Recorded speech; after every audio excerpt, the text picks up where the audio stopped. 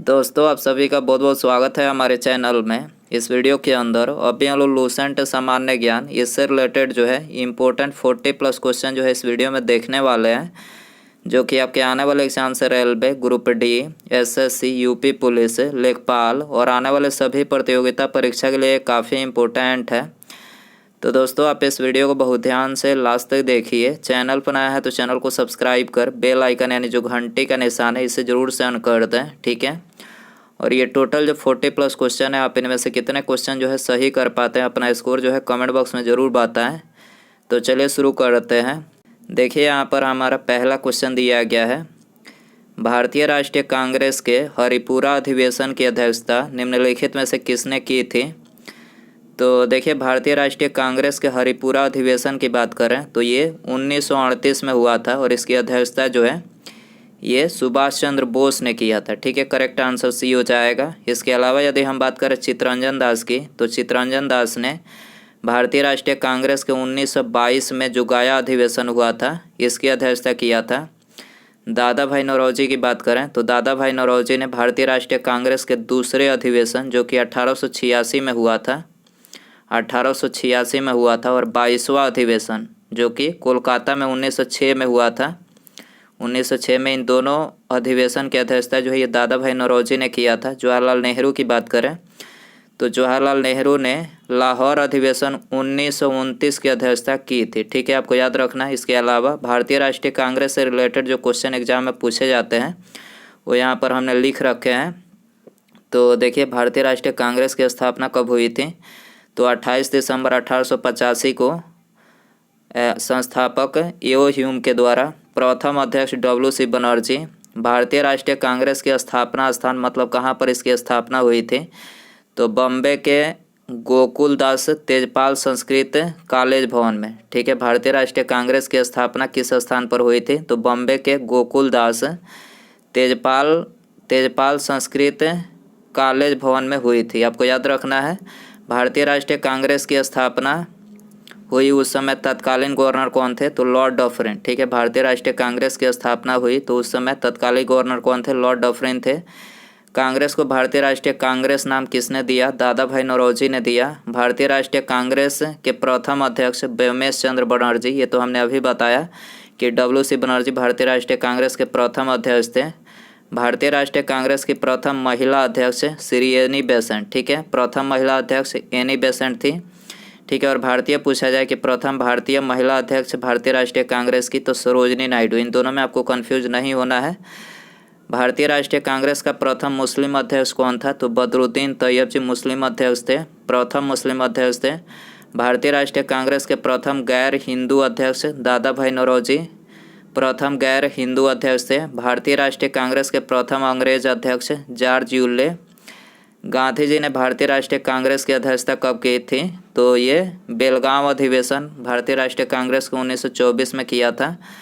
नेताजी सुभाष चंद्र बोस द्वारा भारतीय राष्ट्रीय कांग्रेस की अध्यक्षता कब की गई, तो सुभाष चंद्र बोस ने 1938 के हरिपुरा तथा 1939 के त्रिपुरी अधिवेशन में जो है नेताजी सुभाष चंद्र बोस ने अध्यक्षता किया था। भारतीय राष्ट्रीय कांग्रेस में प्रथम फूट कब पड़ी थी, तो 1907 के सूरत अधिवेशन में पड़ी थी। स्वतंत्रता के समय कांग्रेस का अध्यक्ष कौन था, JB कृपलानी। स्वतंत्रता के समय कांग्रेस का अध्यक्ष कौन था, JB कृपलानी। भारतीय राष्ट्रीय कांग्रेस के सबसे कम उम्र का अध्यक्ष अबुल कलाम आज़ाद, सबसे कम उम्र के अध्यक्ष थे अबुल कलाम आज़ाद। कांग्रेस का पहली बार गांव में सत्र कब हुआ, तो फैजपुर अधिवेशन 1937 में हुआ, ठीक है। आपको ये सारी बातें याद रखनी एग्जाम के लिए काफ़ी इंपॉर्टेंट है। क्वेश्चन नंबर 2 है, निम्नलिखित में से कौन सा एक सुमेलित नहीं है, तो देखिए यहाँ पर चौथा जो दिया गया है जुलू जनजाति जो है उड़ीसा की नहीं है। जुलू कहाँ के निवासी हैं, तो दक्षिण अफ्रीका के, ठीक है। जुलू जनजाति ये दक्षिण अफ्रीका के निवासी है, बाकी ये तीनों करेक्ट हैं। शेरपा नेपाल के निवासी है, थारू उत्तराखंड के, और टोडा जो जनजाति है दक्षिण भारत के निवासी हैं, याद रखना है। पश्चिमी राजस्थान की मिट्टी में किसकी मात्रा अधिक है, पश्चिमी राजस्थान की मिट्टी में किसकी मात्रा अधिक है, तो ये कैल्शियम की मात्रा अधिक है, ठीक है। करेक्ट आंसर बी हो जाएगा। क्वेश्चन नंबर 4 है, संसार का आर्द्रतम स्थान है, संसार का आर्द्रतम स्थान कौन सा है, तो मासिन राम है, ठीक है। करेक्ट आंसर बी हो जाएगा। क्वेश्चन नंबर 5 है, बेतार संचार पृथ्वी की सतह को निम्नांकित द्वारा परिवर्तित किया जाता है। बेतार संचार पृथ्वी की सतह को निम्नांकित द्वारा परिवर्तित किया जाता है। तो ये आयन मंडल के द्वारा परिवर्तित किया जाता है। करेक्ट आंसर सी हो जाएगा क्वेश्चन नंबर। इसके अलावा वायुमंडल से रिलेटेड जो क्वेश्चन एग्जाम में पूछे जाते हैं वो यहाँ पर हमने लिख रखे हैं। पहला दिया गया है, वायुमंडल में सबसे अधिक कौन सी गैस पाई जाती है? तो वायुमंडल में सबसे गैस नाइट्रोजन सबसे अधिक 78% पाई जाती है। वायुमंडल का स्थायी तत्व क्या है? जलवाष्प वायुमंडल का स्थायी तत्व है। पृथ्वी का वायुमंडल किसके द्वारा गर्म होता है? तो विकिरण के द्वारा पृथ्वी का वायुमंडल गर्म होता है। वायुमंडल में कौन सी अक्रिय गैस सबसे अधिक है? तो आर्गन जो है सबसे अधिक है। कौन सी गैस ग्रीन हाउस प्रभाव के लिए उत्तरदायी है?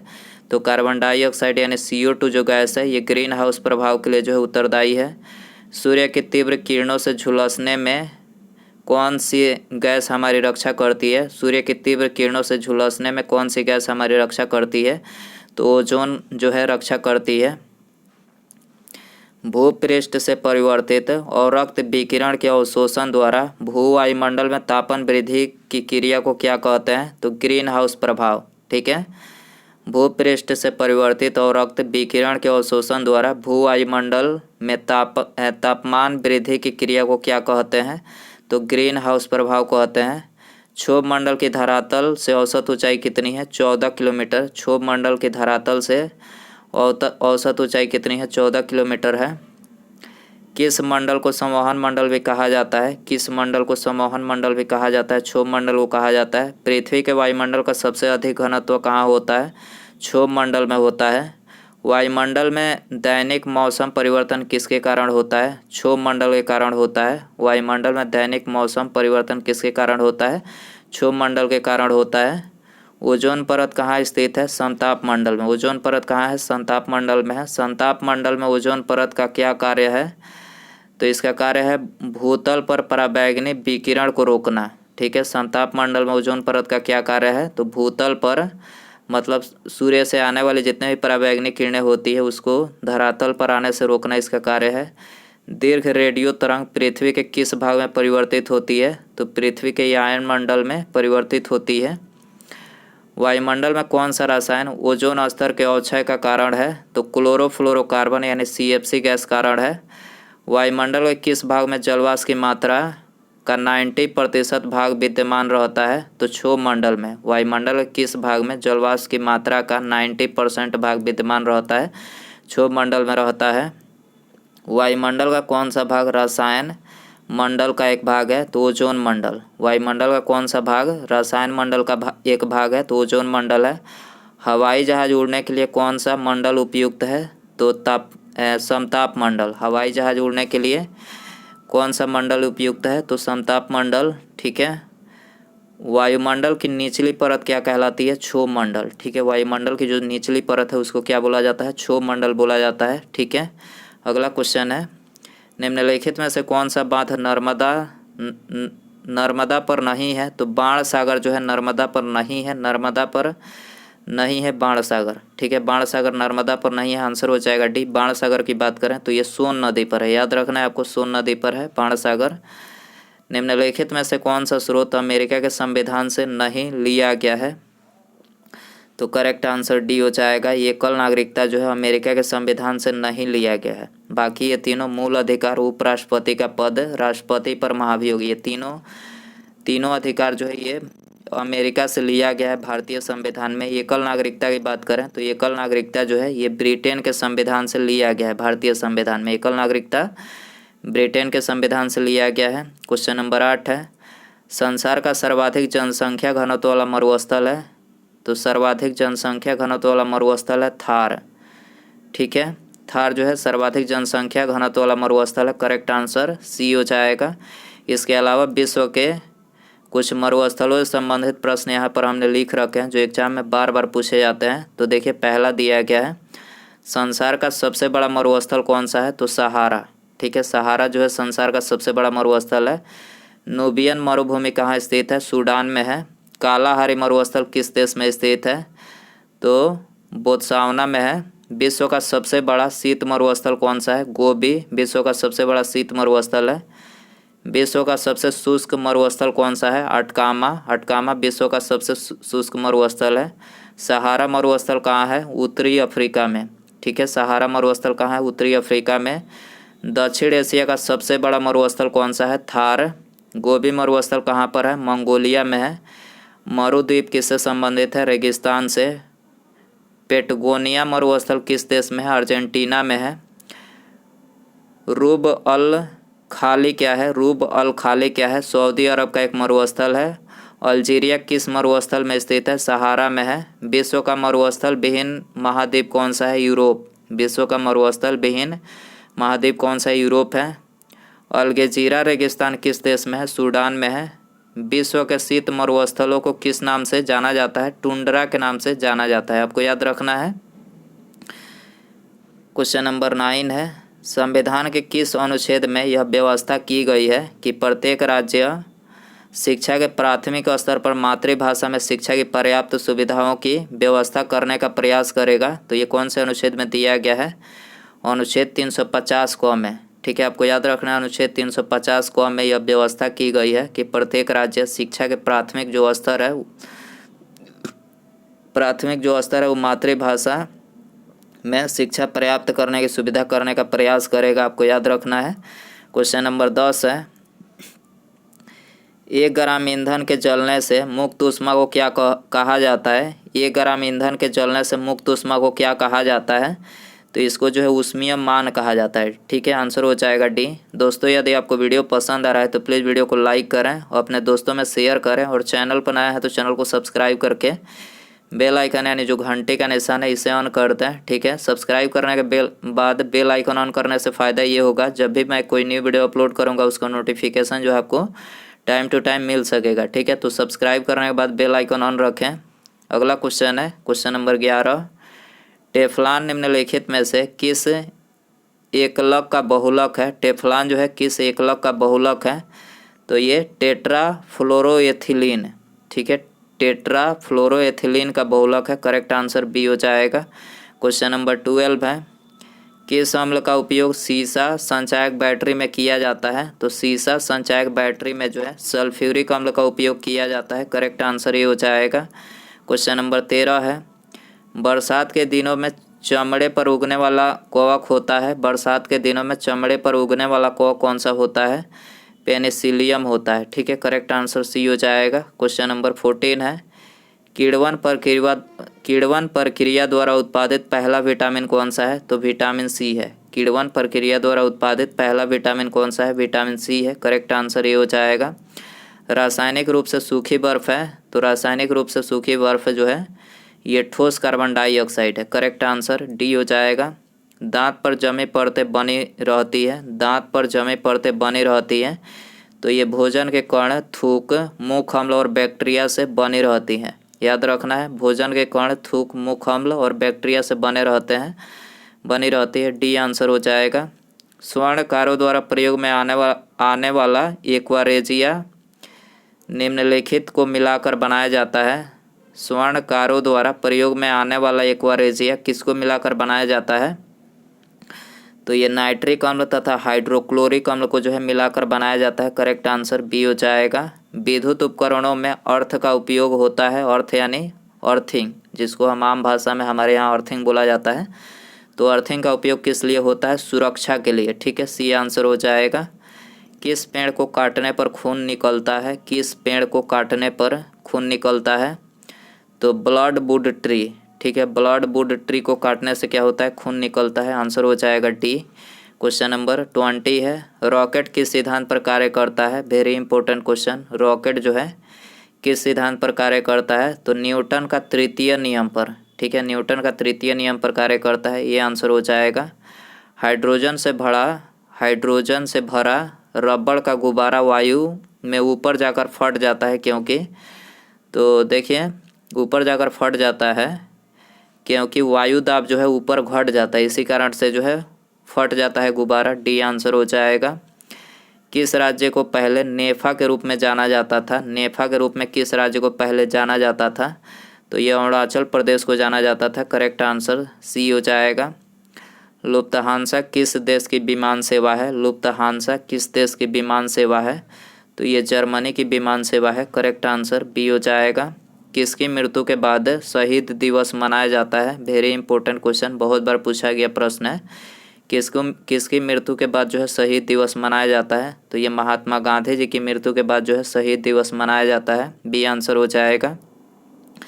महात्मा गांधी जी की मृत्यु की बात करें तो 30 जनवरी 1948 की शाम को नई दिल्ली में स्थित बिड़ला भवन में गोली मारकर की गई थी। ठीक है, 30 जनवरी 1948 की शाम को जब महात्मा गांधी जी संध्याकालीन प्रार्थना के लिए जा रहे थे, तभी नाथूराम गोडसे ने पैर छूने का अभिनय करते हुए उनके सामने आया और उन पर जो है बैरेटा पिस्तौल से 3 गोलियां दाग दी।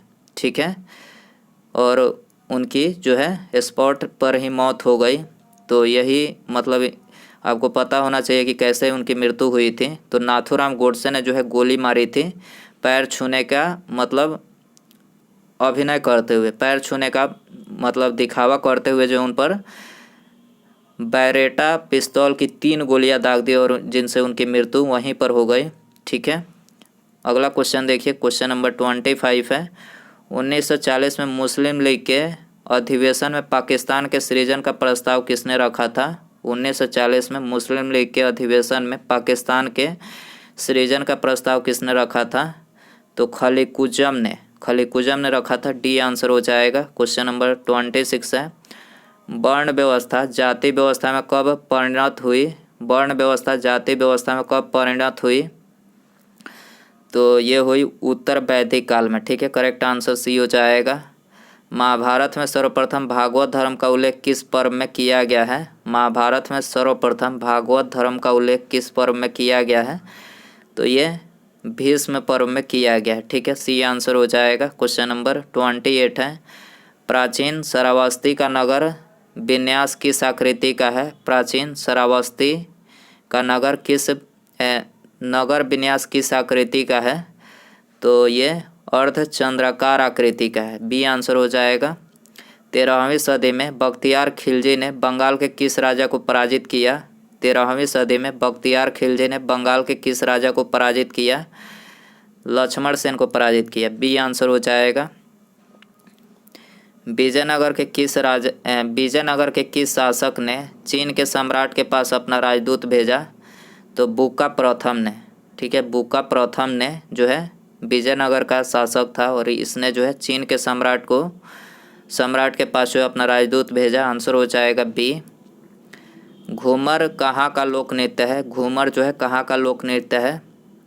राजस्थान का। घूमर राजस्थान का लोक नृत्य है। आंसर हो जाएगा डी। निम्नलिखित फसलों में से किसे हरित क्रांति का सर्वाधिक लाभ उत्पादन एवं उत्पादकता यानी प्रोडक्टिविटी दोनों में हुआ? किस फसल का हुआ हरित क्रांति में सर्वाधिक? तो ये गेहूं का हुआ था। ठीक है, तो आंसर हो जाएगा डी। क्वेश्चन नंबर 33 है। मानव ने चंद्रमा पर पहला कदम कब रखा? तो मानव ने चंद्रमा पर 1969 में जो है पहला कदम रखा। आंसर हो जाएगा डी। क्वेश्चन नंबर 34 है। सतपुड़ा पहाड़ी की सबसे ऊंची चोटी कौन सी है? सतपुड़ा पहाड़ी की सबसे ऊंची चोटी कौन सी है? तो धूपगढ़ी। ठीक है, धूपगढ़ी जो है सबसे ऊंची चोटी है। बी आंसर हो जाएगा। किसी व्यक्ति की अवैध हिरासत के लिए निम्नलिखित में से कौन सी रिट लागू होती है? किसी व्यक्ति की अवैध हिरासत के खिलाफ मतलब किसी व्यक्ति को अवैध हिरासत के खिलाफ कौन सी रिट जो है लागू होती है? तो बंदी प्रत्यक्षीकरण रिट जो है लागू होती है। करेक्ट आंसर ये हो जाएगा। क्वेश्चन नंबर 36 है। कोविड-19 से बचाव हेतु प्रथम लॉकडाउन 1.0 किस दिन लागू हुआ? वेरी इंपॉर्टेंट क्वेश्चन है, आने वाले एग्जाम में पूछा जा सकता है। तो कोविड-19 से बचाव हेतु जो प्रथम लॉकडाउन 1.0 लगा था, तो कब लगा था ये आपको बताना है कि आपको पता है इसका आंसर। तो देखिए, ये लगा था 25 मार्च 2020 को पहली बार लॉकडाउन 1.0 जो लॉकडाउन था ये पहली बार 25 मार्च 2020 को लगा था। बी आंसर हो जाएगा। क्वेश्चन नंबर 37 है। किसी जाति तथा जनजाति को अनुसूचित जाति तथा अनुसूचित जनजाति घोषित करने हेतु शक्ति संपन्न संवैधानिक पदाधिकारी हैं? तो यह है भारत के राष्ट्रपति। ठीक है, किसी जाति तथा जनजाति को अनुसूचित जाति तथा अनुसूचित जनजाति घोषित करने हेतु शक्ति संपन्न संवैधानिक पदाधिकारी कौन है? तो यह है भारत के राष्ट्रपति। आंसर हो जाएगा ये। लोकसभा के अध्यक्ष द्वारा आधिकारिक तौर पर एक राजनीतिक दल अथवा राजनीतिक दलों के गठबंधन को विपक्ष की मान्यता देने हेतु कम से कम होना चाहिए। तो कम से कम जो है लोकसभा के कुल सदस्य का 10% होना चाहिए। ठीक है, आंसर हो जाएगा डी। क्वेश्चन नंबर 39 है, विदेशी व्यापार का भुगतान संबंधित है। विदेशी व्यापार का भुगतान संबंधित है तो भुगतान संतुलन से संबंधित है। ठीक है, आंसर हो जाएगा डी। क्वेश्चन नंबर 40 है, जो व्यक्ति संसद का सदस्य नहीं है केंद्रीय मंत्री रह सकता है तो 6 माह तक रह सकता है। जो व्यक्ति संसद का सदस्य नहीं है केंद्रीय मंत्री रह सकता है 6 महीने तक। ठीक है, तो आंसर हो जाएगा बी। उसके बाद यहाँ पर हमारा अगला क्वेश्चन है, भाषा के आधार पर राज्यों के गठन हेतु राज्य पुनर्गठन आयोग की स्थापना कब की गई थी? भाषा के आधार पर राज्यों के गठन हेतु राज्य पुनर्गठन आयोग की स्थापना कब की गई थी? तो ये जो है आपके लिए होमवर्क क्वेश्चन रहेगा। ऑप्शन है 1856, 1956, 1957 या फिर इनमें से कोई नहीं।